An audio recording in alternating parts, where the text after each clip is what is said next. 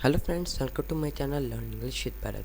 तो फ्रेंड्स, हमने हमारी इस सीरीज़ जो कि है क्लास 8 हिस्ट्री की सीरीज़ के चैप्टर 1 में चार पार्ट कर लिए, जिसमें हमने पढ़ा था how important are dates, which dates, how do we periodize यानी पीरियडाइजेशन और व्हाट इज़ कॉलोनियल यानी कॉलोनाइजेशन।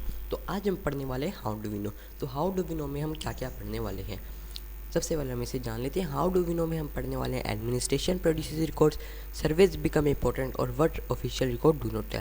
तो आज हम करने वाले हैं एडमिनिस्ट्रेशन प्रोड्यूसेस रिकॉर्ड्स।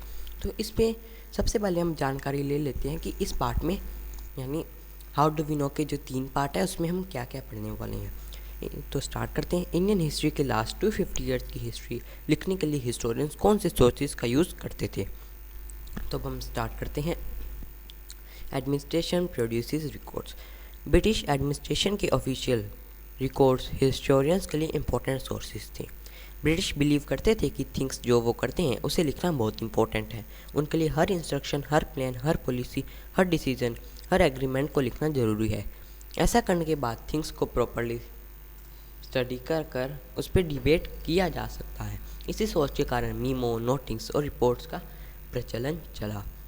ब्रिटिश को यह भी लगता था कि सारे इंपॉर्टेंट डॉक्यूमेंट और लेटर को संभालना ज़रूरी है, इसलिए उन्होंने सारे एडमिनिस्ट्रेटिव इंस्टीट्यूट्स में रिकॉर्ड रूम बनवा दिए, जैसे तहसीलदार के ऑफिस में, कलेक्ट्रेट में, कमिश्नर ऑफिस में और प्रोविंशियल सेक्रेटरीज और लॉ कोर्ट्स में, सब में उन्होंने रिकॉर्ड रूम बनवा दिए और सबके अपने अपने रिकॉर्ड रूम होते थे। इम्पोर्टेंट रिकॉर्ड्स को बचाने के लिए आर्कीव्स और म्यूज़ियम बनाए गए। तो अब यहाँ पर एक आप रिपोर्ट देख रहे हैं जो कि होम डिपार्टमेंट में है। यहाँ पर 1946 में जो कॉलोनियल गवर्नमेंट थी वो इंडिया में एक म्यूटिनी यानी विद्रोह को तोड़ने की कोशिश कर रही थी। तो विद्रोह कहाँ हुआ था? विद्रोह हुआ था रॉयल इंडियन नेवी में। शिप्स थी जो रॉयल इंडियन नेवी की, वहाँ पर एक विद्रोह हुआ था। तो वहाँ पर यहाँ पर आप देख सकते हैं एक सैम्पल रिपोर्ट है कि अलग अलग जगहों पर इसका क्या प्रभाव पड़ा और उन्होंने क्या वो दी रिएक्शन दिया। तो बॉम्बे में है, arrangement have been made for the army to take over ships and establishments. Royal navy ships are remaining outside the harbour. तो इसमें हमें पता चलता है कि अरेंजमेंट जो मिटनी थी यानी विद्रोह था उसके सारे अरेंजमेंट बना लिए और आर्मी ने सारी शिप्स को कब्जे में ले लिया है। रॉयल नेवी शिप्स हार्बर यानी जहाँ पर शिप्स को रखते हैं वहाँ पर से सारी रॉयल नेवी शिप्स बाहर हैं हार्बर से। तो कराची में था 301 म्यूटिनर्स यानी जो विद्रोह करते हैं विद्रोही, वो उन्हें अरेस्ट कर लिया और कुछ अभी भी बचे हैं जो सस्पेक्टेड हैं इस विद्रोह में, उन्हें अभी पकड़ना बाकी है। सारी अरेंजमेंट्स बना ली गई हैं और सारी शिप्स मिलिट्री गार्ड के अंडर में है। विशाखापट्टनम यानी विशाखापट्टनम जो विद्रोह हैं वो कंट्रोल में है और कोई भी हिंसा नहीं हुई है। मिलिट्री गार्ड ने सारी शिप्स और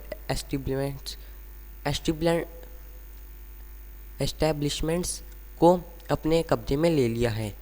अभी कुछ ट्रबल नहीं है और कुछ ऑफिसर्स काम करने से मना कर रहे हैं।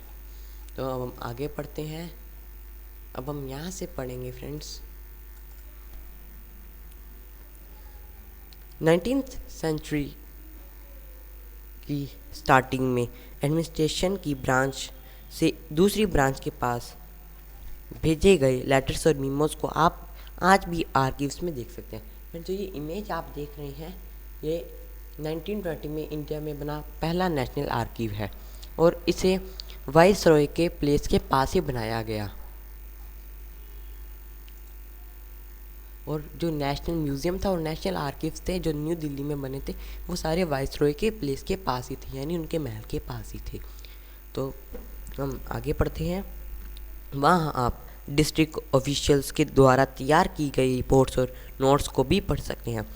इंस्ट्रक्शन और डायरेक्टिव्स जो कि ऑफिशियल ने ऊपर बैठे प्रोविंशियल एडमिनिस्ट्रेशन को भेजी थी। ऊपर बैठे यानी उनसे जो बड़े पद के ऑफिसर थे उन्हें भेजी थी। 19th सेंचुरी की स्टार्टिंग अब हम नेक्स्ट पैरा पढ़ रहे हैं फ्रेंड्स। यहाँ से 19th सेंचुरी की स्टार्टिंग ईयर्स में इन डॉक्यूमेंट्स को केयरफुली कॉपी बनाई जाती थी।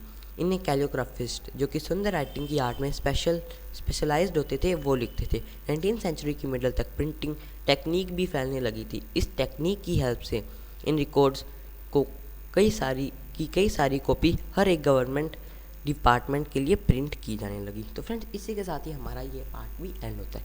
फ्रेंड्स मैंने डिस्क्रिप्शन बॉक्स में इस पूरी प्लेलिस्ट का लिंक दे दिया है, तो आप सारी वीडियोस ध्यान से देखिए। और जब सारे पार्ट हो जाएंगे, 7 पार्ट हैं रीड करने के लिए। अब हम 5 पार्ट पढ़ चुके हैं और ये हमारा 5वां पार्ट ही था। तो 7 पार्ट करने के बाद हम इस चैप्टर के क्वेश्चन आंसर्स करने वाले हैं। और अगर अभी तक आपने मेरे चैनल को सब्सक्राइब नहीं किया तो वीडियो को लाइक और शेयर करना ना भूले, चैनल को सब्सक्राइब करना भी ना भूले। Thank you.